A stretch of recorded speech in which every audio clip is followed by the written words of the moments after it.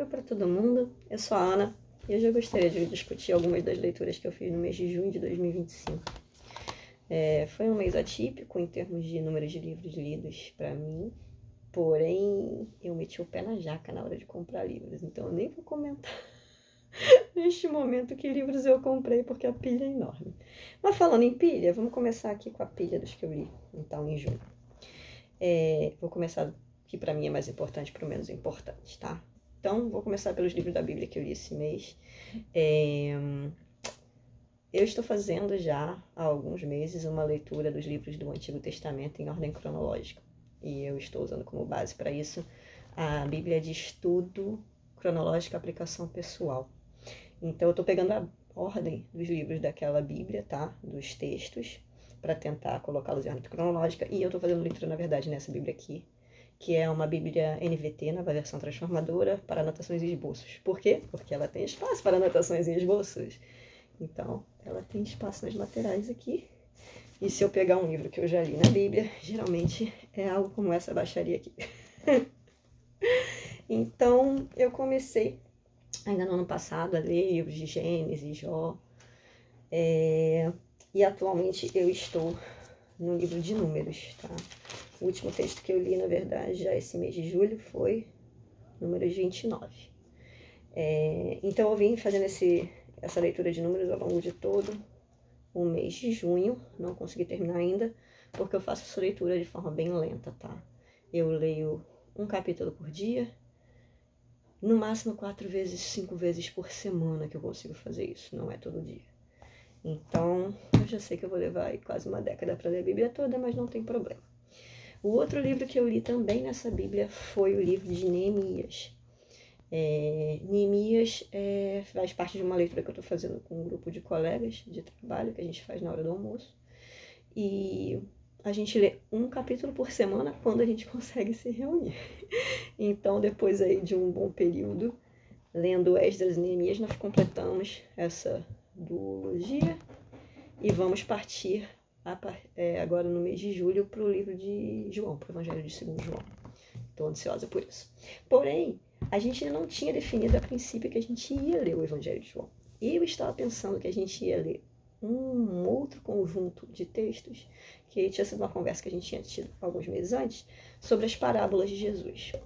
Então, eu comecei a ler também e terminei em junho esse livro aqui do John MacArthur, que é As Parábolas de Jesus Comentadas, tá? Ele não é exaustivo, não são todas as parábolas de Jesus. Ele seleciona algumas, tá? E cada capítulo é mais ou menos uma, ou no máximo 3 parábolas mais curtas, tá? Então ele passa aqui pela parábola do bom samaritano, passa pela parábola do semeador, parábola das virgens sábias e das virgens tolas e por aí vai. Gostei bastante desse livro porque ele tem algumas interpretações de algumas parábolas meio obscuras que eu achei interessantes e que faziam sentido, tá? Na minha opinião, pelo menos. Eu sei que essa questão de interpretação bíblica é para todo mundo, ok? Mas achei interessante. E se a gente fosse realmente começar a estudar a fundo as parábolas, eu provavelmente ia consultar esse livro com frequência. Porém, o que a gente decidiu é que a gente vai ler o Evangelho de João. E depois, talvez, a gente passe para as parábolas. Eu já tinha lido um livro do MacArthur sobre parábolas, que era esse outro aqui. Mas não foi em junho. Que é só sobre a parábola do filho pródigo também. Um livro muito, muito, muito bom, tá? Releria com certeza e indicaria para as pessoas, porque essa parábola realmente é maravilhosa e o livro é bem interessante. Gostei das opiniões dele sobre isso, tá? Fala muito sobre o contexto da parábola, sobre o contexto histórico, alguns detalhes que a gente, como leitor do século XXI, não vai pegar, porque a gente não conhece como as pessoas da época que estavam ouvindo Jesus contar as parábolas conheceriam. Mais um livro que eu li, e esse aqui era totalmente inesperado, isso aqui não estava no radar mesmo para eu ler em junho. É O Alto da Barca do Inferno, do Gil Vicente, tá? Isso aqui é um livro escrito em 1517. Na verdade, é uma peça de teatro, pela primeira vez encenada em 1517, na corte portuguesa. Por que eu li isso? Porque a minha filha teve que ler para a escola. E aí, eu já tinha um livro em casa, nunca tinha lido. Ela falou, mãe, eu preciso desse livro para a escola. Aí eu peguei na prateleira, dei pra ela fez aquela cara de como é que você tem esse troço. Uma ediçãozinha até da Best Bolso, tá? Bem antiguinha, bem fininha. É bem curtinha, tá? Só que são os resumos que eu fiz pra ela poder estudar.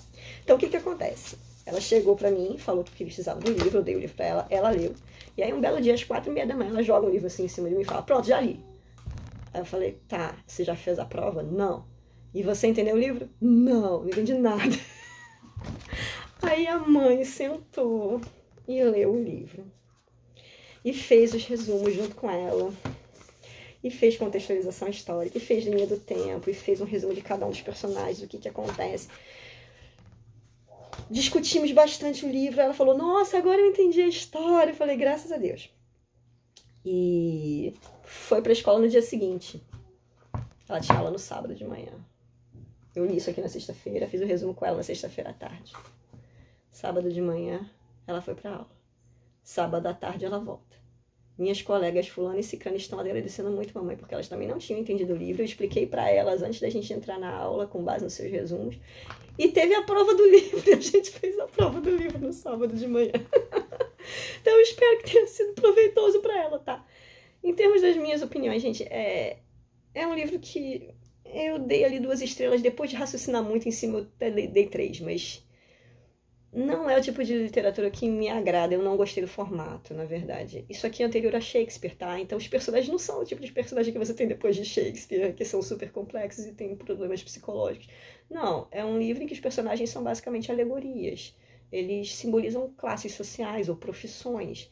Então eles não têm profundidade, eles são só uma ferramenta para uma crítica social e histórica. Assim, sob esse ponto de vista é interessante. Para quem nunca leu nada sobre a Idade Média, não tem noção de como era aquela sociedade, é legal. Mas se você já leu um pouquinho do que estava acontecendo na Europa ali, antes de explodir o movimento da reforma com Martim Lutero, isso aqui foi ensinado no ano que Lutero botou as 95 teses na porta da igreja, né? Você já tem uma noção muito boa de quais eram as críticas que existiam àquela sociedade, tanto à igreja quanto à sociedade civil, tá? Então, para mim não acrescentou tanto, mas a imagem é bem feita, a alegoria é bem feita, a ponto de ela se fixar bem na sua mente e você não esquecer depois aqueles determinados personagens que simbolizam determinados pecados e determinados desvios de conduta que o Júlio Vicente queria criticar com esse livro, com essa peça, no caso. Então, assim, é interessante, mas não é algo assim absolutamente essencial. É essencial se você é muito interessado em literatura portuguesa, porque esse cara foi o primeiro grande dramaturgo português, tá? Então, se você lê o Gil Vicente e você lê os Lusíadas de Camões, você já tem aí 2/3 da base de toda a literatura portuguesa e, consequentemente, da brasileira também. Agora vamos falar de coisas mais leves. Eu cedi, finalmente, aos meus próprios desejos. Comprei todos os boxes da Roda do Tempo, The Wheel of Time, do Robert Jordan. Comprei em inglês, porque eu não faço a mínima ideia se vai lançar em português. Não vi a série porque eu não quero me dar mais spoilers do que eu já naturalmente já tomei na internet, tentando pesquisar sobre o que era esse livro. Então, em junho, eu li The Eye of the World, do Robert Jordan. Eu adorei. Eu gostei mais do que eu esperava. O início é lento. Eu já achei que ele não estava chegando a lugar nenhum. Mas eu continuei lendo. E aí, quando chegou ali de 1/3 do livro para os 2/3 finais, a coisa começou a ganhar velocidade e ficou muito, muito bom. Muito, muito boa. Tem alguns personagens que já são meus favoritos, assim. Eu já adorei o Loyal, que é o Deer. Eu já adorei o Perrin, que tem uma relação com o cara da história, mas ele tem uma relação com determinados animais que me fez pensar em outras séries de fantasia contemporâneas que eu amo, entendeu? Gostei muito dos personagens. Tem um que eu não gosto, que é o Matt. O Matt eu acho um saco, desculpa. Pra mim, eu tava conversando com um amigo ontem, eu acho que o Matt é o Loki do Marvel Universe, que deu errado. Ele era pra ser engraçado, ele não é, isso é chato. Mas os demais todos eu gostei. Gostei da ambientação, gostei da grandiosidade do mundo que o autor quis criar, tá? Ele lembra várias outras séries de fantasia, mas ele ainda assim consegue ser único na visão que ele dá, na forma como ele conta a história. Não é um livro perfeito, tem um monte de problema, é isso mesmo, eu confirmo. Tem um monte de problema, principalmente de ritmo no início, tem alguns diálogos que são clunky pra caramba. Eu acho que ele ainda tava pegando o jeito de escrever mulheres, tá? A Nynaeve, eu tenho a impressão de que ela vai melhorar muito no futuro, pelo que as pessoas comentam. Eu gostei do potencial da Nynaeve, mas eu ainda não vi aqui que ela veio, tá? Mas gostei desse livro, comecei já a ler o segundo volume. Estou gostando ainda mais do segundo que do primeiro, o que é preocupante, porque se começar a piorar, eu não sei o que eu vou fazer da minha vida. Tá? Mas é isso. Li poucos livros comparativamente, mas como o Olho do Mundo é um livro bem longo, tá? Ele tem ali algo em torno de 800 páginas, 814 páginas nessa edição de bolso, que já está toda detonada, tipo, qualidade de paperback econômico americano, né? Tipo, a capa não dura nada, já está todo lascado na lateral, mas tudo bem, faz parte, não vou me estressar com isso. E é isso. Voltamos a conversar em outras oportunidades e vamos continuar aí com a pilha de livro, que ainda tem muitos para galgar. Até mais.